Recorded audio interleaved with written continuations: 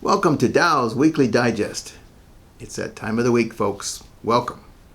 So what challenges did you encounter this week? I kind of had a big, higher than average things to do list this week. And getting things kind of, your ducks in a row, if you can use that phrase, that's what I was trying to do. Well, I get home one of the evenings and I got an email saying that one of my accounts have been hacked. All the way to Vietnam. They changed my logon, so I had to go and do some processing there. And to do the processing, because they changed not only the password but the logon, I had to then do it by phone. And you had to get into those old security questions that I'd done a long time ago setting up this account. But that was one of my challenges that I had this week, folks, was that. Was I able to adapt to that change that came about right away? That's my theme for this week. Adapt to change. Adaptability. But first, let's look at some cowboy wisdom if we can. So think of a cowboy, and he's there with his wife there, and he says this, because they have some folks over. Maybe the phrase, they have some company over. And he's sitting there, and it's getting towards evening, and he says to the wife, I better go to bed so these nice folks can go home. It was time to do that, so he just kind of explained to them how they're going to have to adapt to change and hit the door. Cowboy wisdom. You might be a Lutheran if you got this gentleman, and he just inherited $10 million. And he wants to throw a party. And he tells everybody, I'm going to throw this party, and money is no object. So what's he do? He puts it in the church bulletin. He then rents out the parish hall. So he's getting all ready, and he's going to have this big party, and he keeps telling people what money is no object. But folks, in the church bulletin, as you go down a little bit, he says this. According to the last name of your alphabet, this group, would they please bring a side dish? And would this group please bring a salad? We get kind of in our habits, continuation of the potlucks that your church puts on. How about South Dakota trivia there, folks? Do you know that you can see Mount Rushmore as far as 60 miles away? We live north of there, and when the National 4th of July celebration was going on, we could see the fireworks. Now, we couldn't hear them, but boy, we could sure see them. And so they must really go up there high. But 60 miles, that's quite a ways that you can see Mount Rushmore. Well, what does the Bible say about adaptation? Being able to adapt to change, adaptability.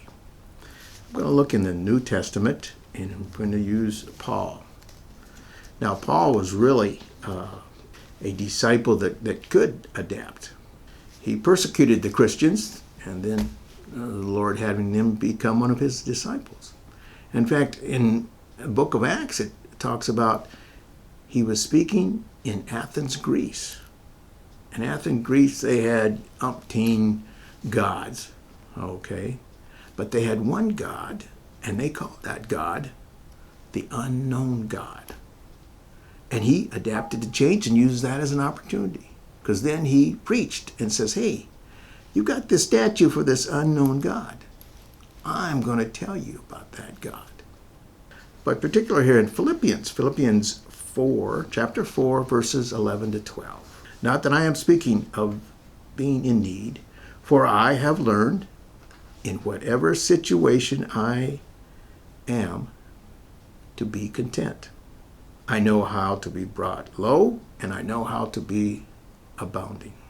In any and every circumstance, I have learned the secret of facing plenty and hunger, abundance and need.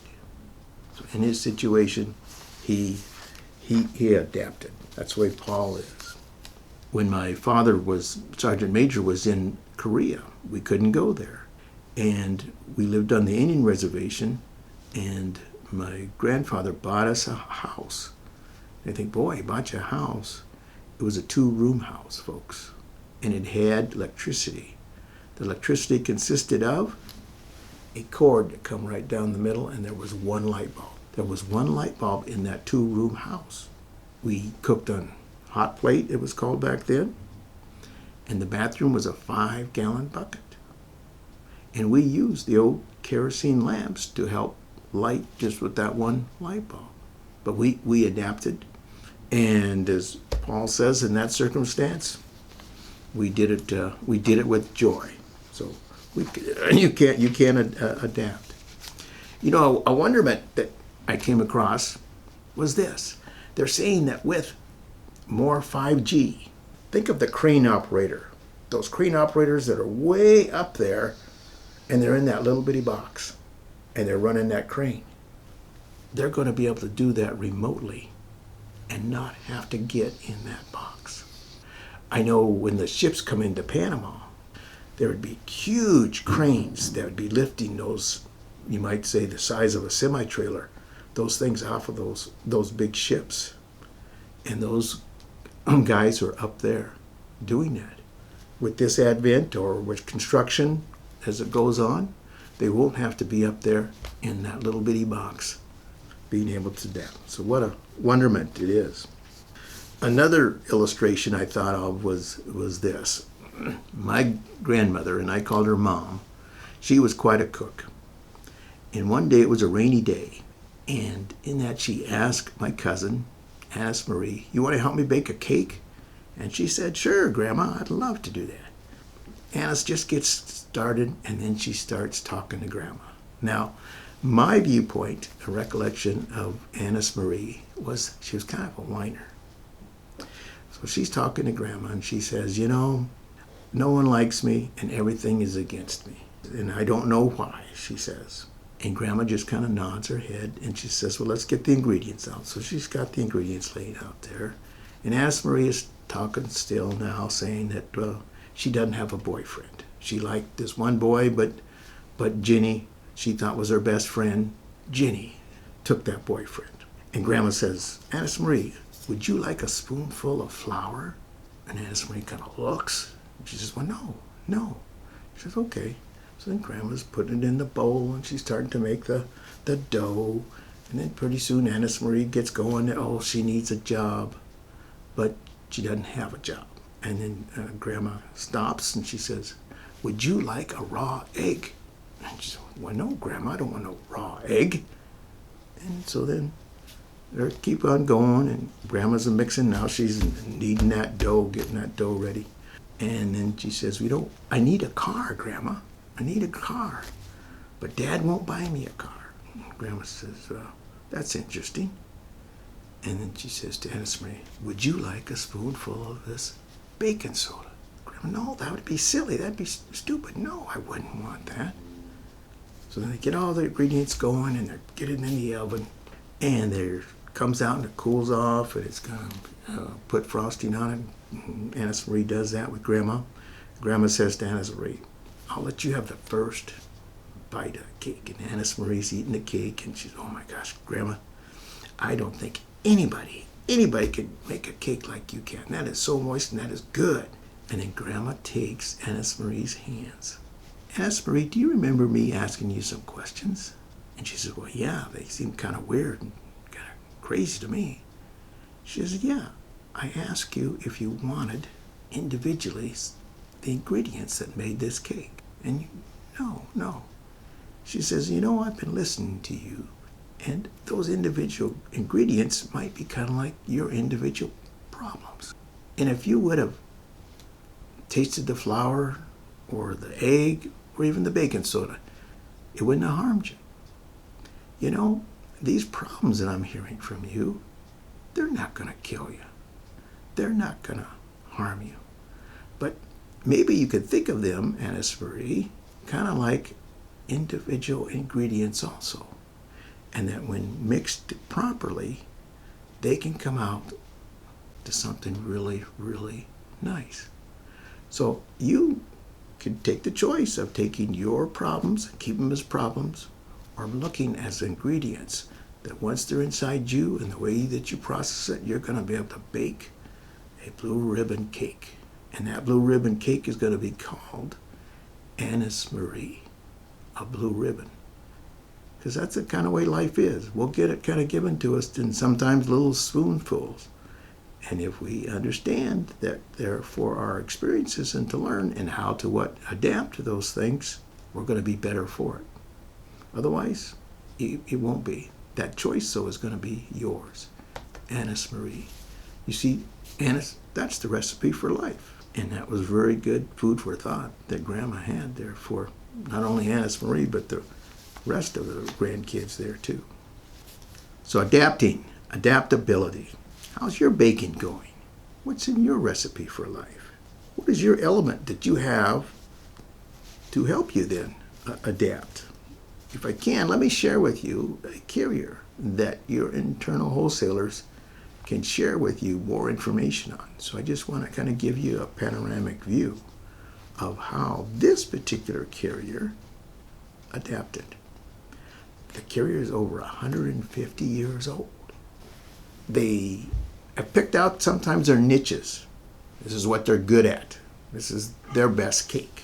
Some of it deals in the impaired risk market and how they're able to then kind of laser focus on that and be able to work some very, very good offers that you, working with their internal wholesalers, can place. About 5 years ago, they did this partnership with a company in South Africa. Think of this. We see on TV, and you maybe even know of, in the casualty market for driving in cars, what? A good driver discount. Because of your good driving history, because of your good current driving, and maybe the number of miles that you currently put on, you get what? A good driver discount. So that's the model, business model that they looked at. Could we do the same thing on life insurance? That start at this benchmark, maybe premium, and then pass on a type of a good health discount, a good lifestyle discount. The company I'm speaking of here is John Hancock. And John Hancock went in partnership with a company from South Africa to call it Vitality. But folks, they carried over then that very concept of your health, and your health is kind of the starting point. And from that starting point, they will have certain little goals. Maybe it's doing the annual physical. Maybe it's some types of exercise. But each of those different criteria can be credit to your client, and that client can reap the rewards of that by getting a lower premium. So what I'm saying is you don't have to be super preferred or preferred to even get the advantage of Vitality. You could be a standard person. You could be a rated person. And from that starting point, then they start to gather the criteria. So they gathered the criteria of what your past history was, and then that became the starting line. And then from that, as the race goes on, they will look at then how you are progressing. And you will then indeed get credit for that. They will have either an Apple III watch or a Fitbit that they will then give you, the Fitbit, and it's going to be able to record some health elements, so there'll be actually data that they can pass on. If you go for the annual physical, there can be a documentation that your doctor can do, and that you can get the benefit of that. And they try to look at it all 360 degrees in regards to a healthy lifestyle. So they will then even pass on discounts for health clubs, you name it type thing. And they're really one of the few companies that have also partnership to some extent with Amazon. And they've done that for 5 years now. Just this morning I saw on one of my blogs where Mass Mutual is starting to look at that, of using a device to help give a life insurance discount. So John Hancock, again, in adapting and looking down the horizon, they're really at the forefront of that. And it's been 5 years. So they've collected some data and things to look at. And now, folks, they've then looked at a certain part of the niche, and that being diabetics. And they call that program then the Aspire program. So be sure to ask your internal wholesaler, say, I heard a little bit about, tell me more about the Vitality program. And you know what, folks? That Vitality program is not only for permanent insurance, it's also for term insurance. There's Vitality for term, and there's Vitality for permanent insurance. And as I pointed out, they've got that niche that is very specific for the diabetics. Another stage they're going to is now a program called HALO, H-A-L-O, again in conjunction with Amazon. And it's supposed to be able to gather maybe more data than the Fitbit does. It's fairly new. I want to say it's within the last 2 months, folks, that this has come about. And you would want to, again, contact your internal wholesaler and say, tell me about the Vitality program, the Aspire program, and the HALO program. And remember, folks, it could be at different beginning health levels. It could be at a standard level. It could be at a preferred level, super preferred. That's kind of the starting point. And from that, then they start to gather the most current data to give on those discounts. So each and every year, just like the good driver discount, each and every year we can pass on a premium discount. So I'm talking about a premium discount for a permanent policy, a premium discount for a term policy, saying we want to reward you for your healthy lifestyle and your continuation thereof. That's adapting, folks. Do we have another carrier that has that program? No. In fact, I don't know of another carrier. An example of adaptability. Well, adaptability is the word, so let's look at some recommendations that we may have for you there, okay? I'm going back to 1964. I'm going to a singer from Hibbing, Minnesota. His last name is Zimmerman. He changed his name to Bob Dylan. His song is The Times They Are A-Changing. And back in 1964, folks, it was some major changes that was going on in colleges and all over the place. So times they are a-changing there. The book is this, and the author is Daniel Kahneman, K-A-H-M-A-N. And it deals with adapting and changes, thinking fast and slow. So the name of the book is Thinking Fast and Slow.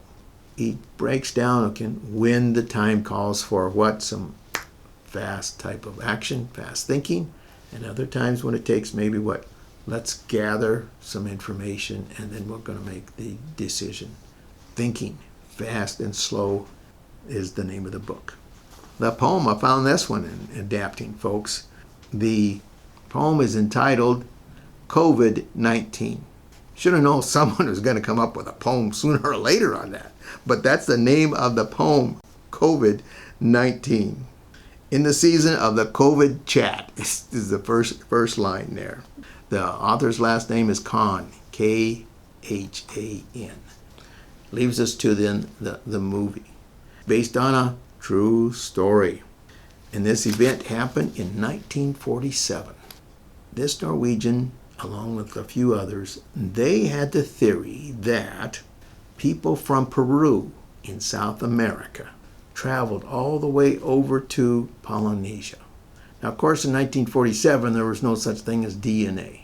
And so he had that theory, and others did too, a few others. But in looking at the history of the Peruvian Empire, their most seaworthy vessel was a raft. But he still contended that they traveled that far west.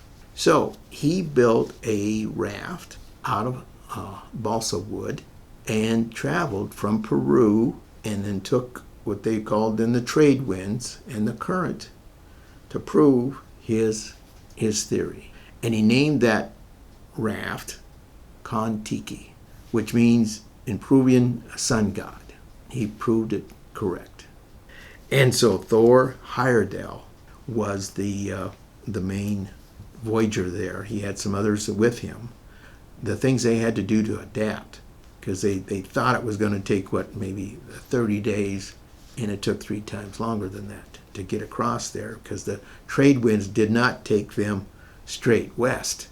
It took them way up north, and then they started to go back down. So it's a very good movie, and I understand it. I think you can get it on YouTube free. So that'd be my recommendations then on adapting. The video that we have here for you comes from, you can imagine, John Hancock. And it's a short little video that goes more details into this vitality. You could take this video with the help of our internal wholesalers, and you could send that to your client. Just like you probably heard, maybe use like the good driver discount, because we know a little bit of that. We kind of have that mindset, and maybe use that as your springboard along with this video to explain to them about the Vitality program. Or maybe if there's a diabetic, of the Aspire program. Maybe a little paraphrase to go with that then, folks. It comes from our good old friend there, Mr. Ben Feldman, and his question is this. No person ever dies at the right time, do they? No person ever dies at the right time, do they? And one of Ben's questions, and even maybe some of your paraphrases, he says, he who speaks after that, they lose. So Ben will sit there and just look at the person. The guy will practically be sweating because Ben's not going to say a thing. So ask your question and then zip it. Wait for that opportunity for that answer. So no one ever dies at the right time, do they? Boy, and get that discount with the Vitality program. I think you're going to enjoy this video. Protecting your family is smart. Saving money on your life insurance is even smarter. John Hancock Life Insurance with Vitality brings you all the traditional benefits of a life insurance policy, plus additional savings and rewards that you can enjoy right now. Now your policy can pay you back for living healthy. Just keep doing the things you're already doing to stay healthy, or be inspired to do even more and watch the savings add up. After your policy is issued, you'll take a Vitality Health Review online to see how your health stacks up relative to your age. Then you'll get personalized Vitality health goals for the year, simple tips to help you reach them, a free Fitbit device, and other convenient, easy-to-use tools to keep track of your healthy activities, like walking, exercising, getting regular checkups, and buying nutritious food at the grocery store. You can also take short online courses on a range of healthy living topics. The more you do, the more Vitality points you'll earn. And the more points you earn, the higher your status becomes. With each status level you reach, you'll be rewarded for your efforts with premium savings up to 15% in the next policy year based on the Vitality status level you achieved. You could also save thousands of dollars each year on additional hotel, travel, and shopping rewards. Together, your premium savings and rewards could really add up. See how your life insurance can save you money and reward you for living healthy. It's not that hard for them to get that discount, is it, folks? It's got those broken down in those criteria. And some of that criteria, they can probably tell you, hey, I already do that. And you know, with this Fitbit, it's going to just really pick up all those things that you're already doing. I think you're going to be on your way to the discount. And that can be different discounts. And it gives them what? Different goals to go for. Just remember this, folks. God's plan for you, it is a tremendously big G. Not big, not 5G. It is GG, okay? It is really something, folks. So keep that in mind as you have to adapt for the balance of the year here. And blessed are those who ease the pain of misfortune, for they shall be called insurance agents. Take care.